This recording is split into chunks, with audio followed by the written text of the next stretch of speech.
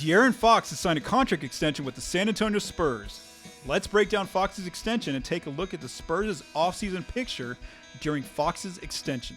All right, so now for our second topic, let's go back to Monday. The Spurs signed De'Aaron Fox officially to a veteran contract extension. The deal was reported as $229 million for 4 years. The key takeaway, though, is that Fox is going to earn 30% of the projected salary cap for next season, 26-27. So the initial reports that came out from Shams Charania and others were that it would be $229 for 4 years. It really depends on the rise in the cap next summer. So if the cap rises 10%, then yes, Fox will get that $229 million for 4 years. So that looks like in year one of the extension, $51 million, year two, $55 million, year three, $59 million, and then year four, $63 million, which totals up to $229 million by the age of 31 for Fox. However, if the cap doesn't rise up to 10% and instead it's a little bit lower, as initially reported by Bobby Marks at 7%, well then the amount of the deal will be a little bit less, about $7 million left. So it'll be $222 million for 4 years. Again, it all depends on that rise in the cap. If it's 7%, it's going to be a lower amount. If it's 10%, it's a higher amount. Let's just go through the projections in case it is 7%. So if the cap only rises by 7%, Fox will earn $49.6 million in year one, $53.6 million in year two, $57.5 million in year three, and then $61.5 million in year four, which will total up to $22 million.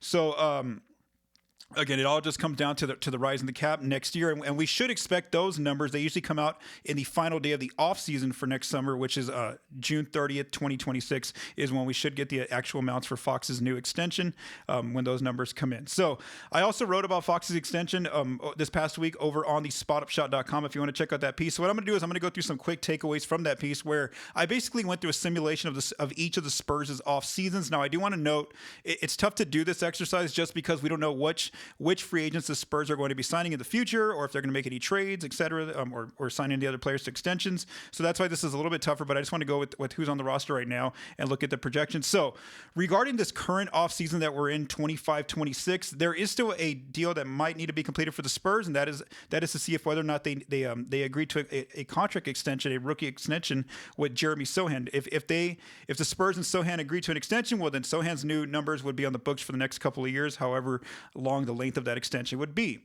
The Spurs and Sohan have up until the day before opening night of the regular season, so about October 20, maybe October 21st is what we'll say here, to agree and sign an extension. If not, then he will be a restricted free agent in 2026. Now, because I don't know right now if Sohan and the Spurs will agree on an extension, I'm going to go through this exercise under the impression that he doesn't sign an extension with the Spurs this current off season. So let's first go to next summer, which is year one of Fox's extension, 26-27. Offseason. Here's a picture of the Spurs' offseason picture.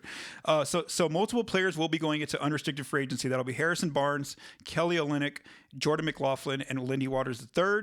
The Spurs will also have 4 players going into restricted free agency. Again, Jeremy Sohan, David Jones-Garcia, Riley Minix, and Harrison Ingram, who are all currently on 2-way contracts.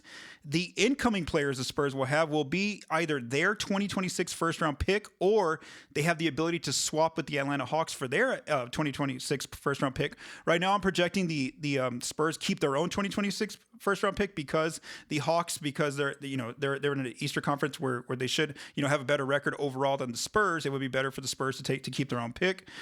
And then the free agency resources the Spurs are going to have next summer are likely going to be as an over-the-cap team, which means they'd have access to the non-tax mid-level exception, which is $15 million projected for next season, and the biannual exception, which is $5.4 million projected for next season. So basically, a quick overall takeaway for next summer with year one of Fox's extension is that they should be an over-the-cap team, the Spurs, but they should still be far enough under the tax and under the first apron that they can make some trades. They can use their free agent exceptions. Basically, they have a lot of flexibility financially where they're not really constrained, even with Fox on a max extension in year one. Now let's go to year two of Fox's extension, which would be the summer of 27-28. Some players coming off the books with their contracts would be Keldon Johnson and Julian Champagnie, both going into unrestricted free agency.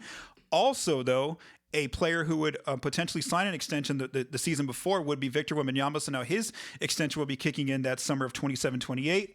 As far as incoming players, the Spurs would get the Atlanta Hawks' 2027 first-round pick that summer. And then as far as free agency resources, again, the Spurs, even with Wemby on a max at either 25% of the cap or 30% of the cap, they're still going to be an over the cap team, but enough flexibility financially under the luxury tax and under the first apron hard cap that they can still use their exceptions, such as the non-tax MLE of $15.8 million to sign free agents or trade for players, and the biennial exception that summer of $5.7 million. And regarding Wemby's extension number, again, it's going to come down to he's going to, a normal rookie extension for him would be 25% of the cap, but if he makes some of the end of year awards criteria within 25-26 this upcoming season, and then 26-27 within the next 2 years, like maybe defensive player of the year, some all NBA teams, those kind of awards, then he has a chance to get 30% of the cap. And so that, again, that's where I'm kind of projecting him to be, is at 30% of the cap. But still, even with Fox and Wemby on extensions, max extensions at summer of 27-28, the Spurs are still okay financially. There's not really, a lot of limitations for them where they can still make some trades, use their exceptions to sign free agents as well.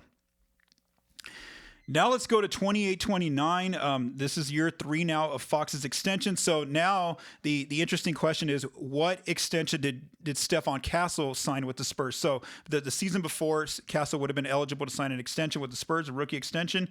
And so, his extension would kick in this summer of 28-29. As far as incoming players, the Spurs have 2 choices here. They can either keep their own 2028 first-round pick, or they could swap with the Boston Celtics for their first-round pick. Again, it kind of depends, who's projected to have a worse record that season of 28-29. So we'll see what pick the Spurs would get. And then now with Castle now getting an extension, the Spurs are probably going to be over the first apron, which means they would probably get partial access to the taxpayer mid-level exception, which is projected to be $6.6 million that summer. So really, the big takeaway is, what is Castle's number that summer? Does he really excel in his first 4 years in the NBA, where now, yes, he's going to need a max rookie extension, which is 25% of the cap, or $45 million, or does he have an okay start to his first 4 years in the league, and maybe he's not a max player yet, so maybe they can sign him for like $10 million less, like $35 million that summer. So if he gets that full $45 million, the 25% of the cap amount, then yes, the Spurs are going to be over the first apron with Castle, with Wemby, with Fox, all on extensions, which gives them, again, just partial access to the taxpayer MLE. And again, there's some limitations they can have financially when that happens, when they're already over the first apron. However, if Castle doesn't get the full max, he gets maybe like $35 million that summer kicking in, then they are under the first apron, barely under the first apron, but there's a little bit more flexibility. They would be able to use the full taxpayer mid-level exception of $6.6 million. And so again, this summer of 28-29, yeah, that really comes down to, what is Castle's number. If it's a max, then yeah, there's a lot of limitations financially for the Spurs.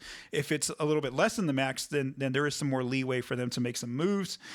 Then in 29-30, the final year of De'Aaron Fox's contract extension, max extension, there's 2 players coming off the books on the cap sheet. That's Devin Vassell and Luke Cornett, both become unrestricted free agents that summer. However, there's 2 more players where their extensions are kicking in, and those would be the 2025 rookies, Dylan Harper and Carter Bryant. So the year before, if Carter Bryant and Dylan Harper agreed to extensions with the Spurs, then their extensions will kick in this offseason of 29-30. Incoming players this summer in 2029, that draft, the Spurs will be getting they'll have their own first-round picks. So again, wherever their pick lands. And then as far as free agency resources, it's really going to depend on what amounts Castle, Harper, and Bryant sign for their extensions, their rookie extensions. So basically, if Harper and Castle are both on maxes, let's just say they sign max extensions, and maybe Bryant's like at $24 million, which would have been his qualifying offer amount, they're going to be over the second apron, which means no access to any kind of exceptions to sign free agents, and more limitations on the kind of trades they can participate in.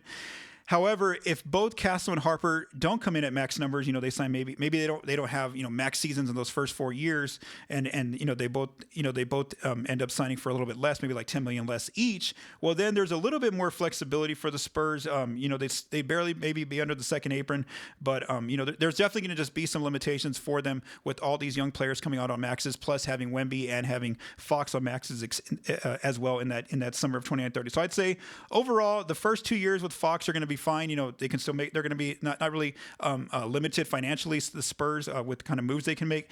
The third year of Fox's extension does get tricky because of Castle's extension number, and it really depends on the number. And then the fourth year really gets interesting just because of now they have Carter, Bryant, and Dylan Harper's extensions kicking in alongside Wemby and alongside Castle. So again, that's just a quick overview I wrote about over on the spotupshot.com. If you want to see some salary cap projections, just visit that piece over on the spotupshot.com. Thank you for watching, and make sure to like and hit that subscribe button.